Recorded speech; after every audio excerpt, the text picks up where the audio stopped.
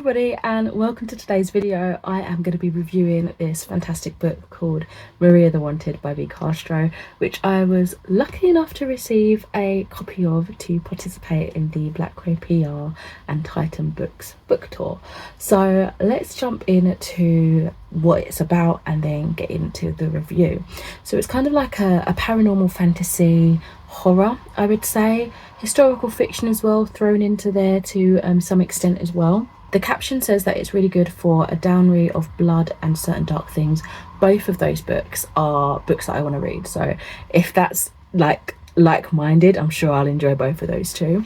But we are following Maria, who is a wanted woman. She is wanted by an Aztec trafficker, a cartel boss, and the people she fights for, and now the devil that she can't resist. Her journey begins as a would-be immigrant turned vampire, Juarez, Mexico, until the injustices of the world turn her into something else. She's forced to leave her home, her family, everything she's ever known, and she embarks by herself on a journey across Mexico seeking these answers.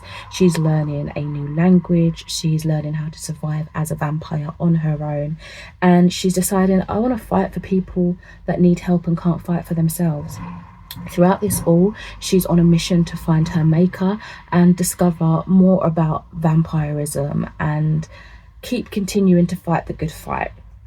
It's fierce. It's described as being a seductive vampire thriller, pulsing with rage, fear and desire that explores the dark back streets of Mexico and a vampire woman's determination to find her place in the world. I thoroughly enjoyed this book, and I've read a couple of V. Castro books now and have pretty much enjoyed them like across the board, so I think she's quickly becoming a favourite author by author for me. This one a 4 out of 5 stars, and the beginning already had me gripped. It was such an opener, very intense way to start a book, and the first scene in particular really threw us into the craziness that was, going to be in store for us in this story.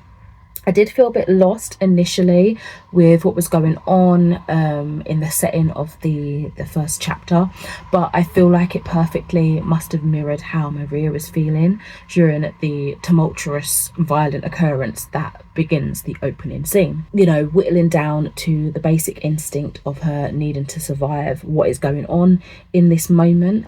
And I feel like this actually made for a much more integrated reading experience for me, because that first chapter was so intense, so dizzying, and you could just mimic the feeling similarly to how Maria, our main character, must have been feeling. One of the things that I really enjoyed with this vampire story is we really got Maria's story from start to finish, how she was very much a foundling vampire and how she carved out her own life because she had no guidance. She left everything and everyone that she knew, and she still chose good.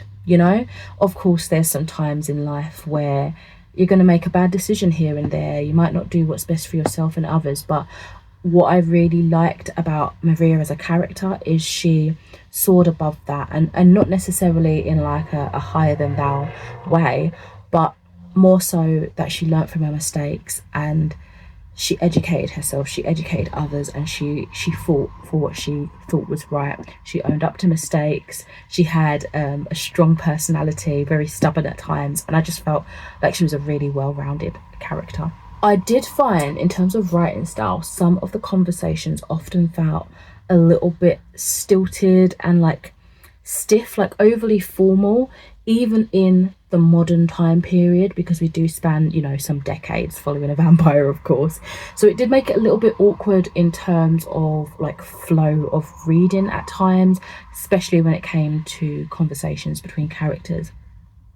However, I do think this shows also like a little bit of Maria's personality in how often she felt she had to protect and guard herself from strong personal connections, sometimes to her detriment. So I don't know if that was off the cusp of her character's personality, or the other theory is that I believe this was one of V. Castro's most early works, and I think she kind of, from what I understand, she went back to it and reworked it, almost republished it. Might be completely wrong there, but I'm pretty sure this was one of her early works. So it could just be the fact where it was largely left unedited to keep the authenticity of the style of writing that the author was going for at that time, potentially. I am a sucker for religion, mythological uses within a story, and although it took me until like part 2 to properly clock and appreciate the biblical undertones and use of names within the characters that we have in this story, I loved it as soon as I realized it. I was like, oh my gosh, yes, we're going to get more detailed descriptions of the lore of this biblical event. And I was so intrigued at how V. Castro was going to weave in this vampirism and like demons and things like that within the Christian dogma. It felt like such a good spin. I really like the details and the kind of origin stories we got for some of the characters that were in here. And yeah, honestly, I kind of went into this book expecting a more kind of chill vampire thriller. I knew I was going to enjoy it to a level because I really like V. Castro's work regardless, but I came out of the story having read something much more than I expected. It was a fantastic read. I'm really looking forward to the sequel, especially off the back of some of the questions that are left unanswered by the end. Definitely recommend this one if you like your vampire stories, if you like a thriller, if you like strong female main characters and a little bit of a historical fiction in terms of seeing different decades through one person's eye.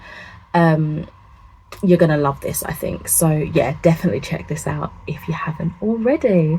Thank you guys so much for watching, and I shall catch you in another video soon. Bye.